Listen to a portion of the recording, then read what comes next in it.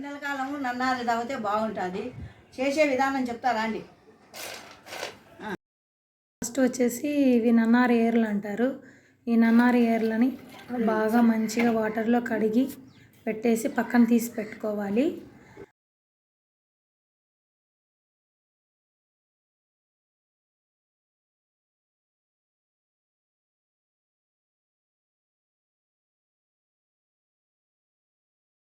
మా అమ్మ అయితే చాలా కష్టపడింది. వాటర్ తీసేసుకొని దాంట్లో మనం కడిగి పెట్టుకున్న వేర్లని వేసి బాగా ఉడికించుకోవాలి.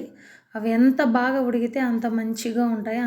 దాంట్లో ఉంచి ఉడికేటప్పుడే చాలా ఫ్లేవర్ మంచి స్మెల్ వస్తూ ఉంటాయి. ఎందుకంటే సుగంధ ఏర్లు కదా అవి మంచిగా.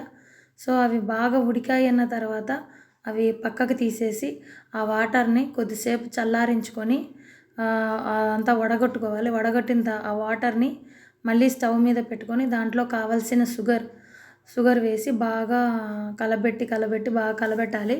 తర్వాత మనకు షుగర్ సరిపోలేదనుకుంటే మళ్ళీ వేసుకోవాలి. అది ఎంత బాగా ఉడికితే అంత మంచిది. లేత పాకు అంటారు కదా, లేత పాకు వచ్చేంత వరకు బాగా ఉడికించాలి. ఉడికించి చల్లారి పెట్టుకున్న తర్వాత మనకు కావాల్సిన నన్నారు రెడీ అయిపోతుంది.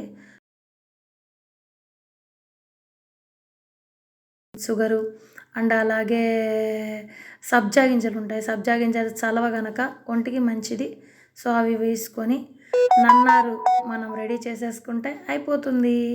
సో మా అమ్మ నేను మంచిగా చేసుకొని ఇద్దరికి చేసుకున్నాను. నన్నారు చాలా బాగా వచ్చింది. మీరు కూడా చేసుకొని తాగండి. Thank you.